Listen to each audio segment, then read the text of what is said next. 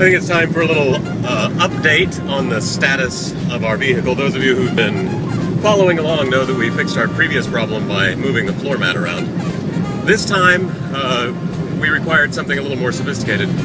Chris, when you bought this car, and he bought this car from a garage in England, when you bought this car, you had them install an extra part.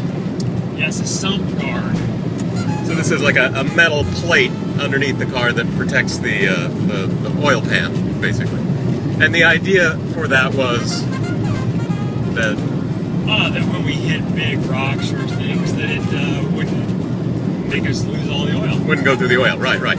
So they bolted on this sheet of metal underneath the oil pan, and in the process basically lowered our ground clearance by 5 inches. 5 inches, yeah.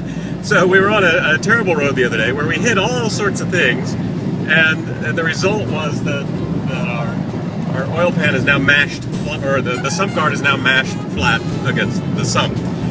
But along the way, the bolts that are holding it on got mashed through our exhaust. So the practical upshot of that is our car sounds really cool now. I think it's got kind of a truck sound. Oh, it does now. It's got this really low blah, blah, blah, blah, blah thing that I really like. But we've got these two new German friends who are the team Last Exit Mongolia, and it just so happens they're both mechanics, which is great given that the extent of our mechanical skill is going to move the floor mat around to fix the clutch. And we tried to move the floor mat around to fix the exhaust, and that didn't work. But it turns out that in Kazakhstan, they know that the roads are so bad that it's going to mess up your car.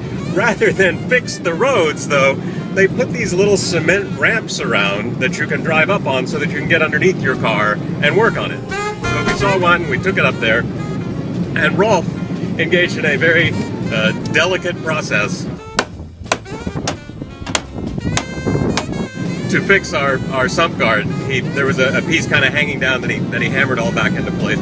So does the car drive any different now or anything? We've lost our exhaust death rattle. There's a rattle that's gone. That's good because he pulled the bolt out, right? Or no, we didn't pull the bolt out. Oh, you didn't pull it out. Okay.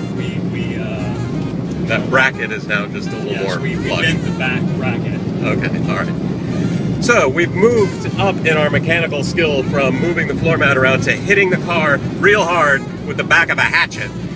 And both things seem very effective at car repair. So consider that a little car repair tip here from Team Sir Walter Raleigh, yeah.